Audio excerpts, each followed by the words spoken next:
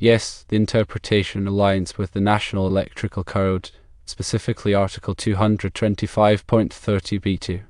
This section addresses the situation where a building or structure is supplied by more than one feeder or branch circuit. The code permits multiple feeders under specific conditions, primarily when the capacity of a single feeder is insufficient to handle the total load requirement of the building.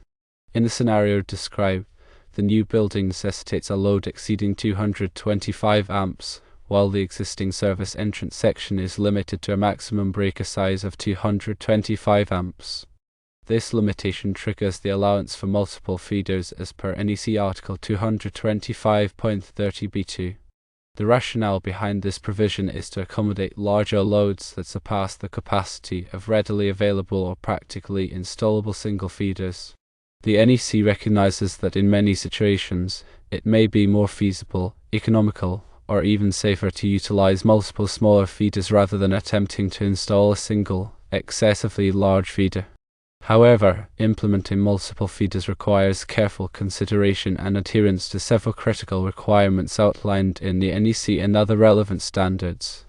Firstly, the aggregate ampacity of all the feeders supplying the building must not exceed the ampacity of the service entrance conductors. This requirement ensures that the overall load imposed on the service entrance equipment remains within its designed capacity.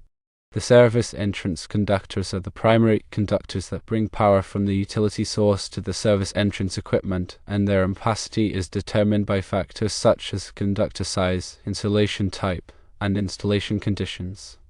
Secondly, the service entrance equipment, including the main overcurrent protection device and any distribution panels, must be adequately sized to accommodate the total load served by the multiple feeders.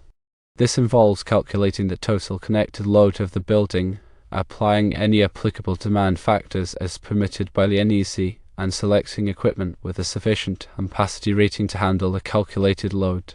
Thirdly, each feeder must have its own overcurrent protection device, typically a circuit breaker or fuse, located at the point where the feeder originates from the service entrance section. These overcurrent protection devices are intended to protect the feeder conductors from overloads and short circuits, and their ampacity rating must be coordinated with the ampacity of the feeder conductors. Fourthly, the installation of multiple feeders must comply with all other applicable requirements of the NEC, including those related to conductor sizing, insulation, raceway systems, grounding, and bonding. These requirements are designed to ensure the safety and reliability of the electrical system and to minimize the risk of electrical hazards such as fires and electric shock. In addition to the NEC requirements, it is essential to consult with the local electrical code and any applicable utility regulations. Local codes may impose additional requirements or restrictions on the installation of multiple feeders, and the utility company may have specific requirements for connecting the feeders to their distribution system. Furthermore, proper documentation and labeling of the multiple feeders are crucial for future maintenance and troubleshooting. Each feeder should be clearly labeled at both the service entrance section and the building being served, indicating its purpose and ampacity rating. This information will assist electricians and other qualified personnel in identifying and working on the feeders safely and efficiently. To summarize the key points, the allowance for multiple feeders under NEC Article 225.30b2 provides flexibility in designing electrical systems for buildings with large load requirements.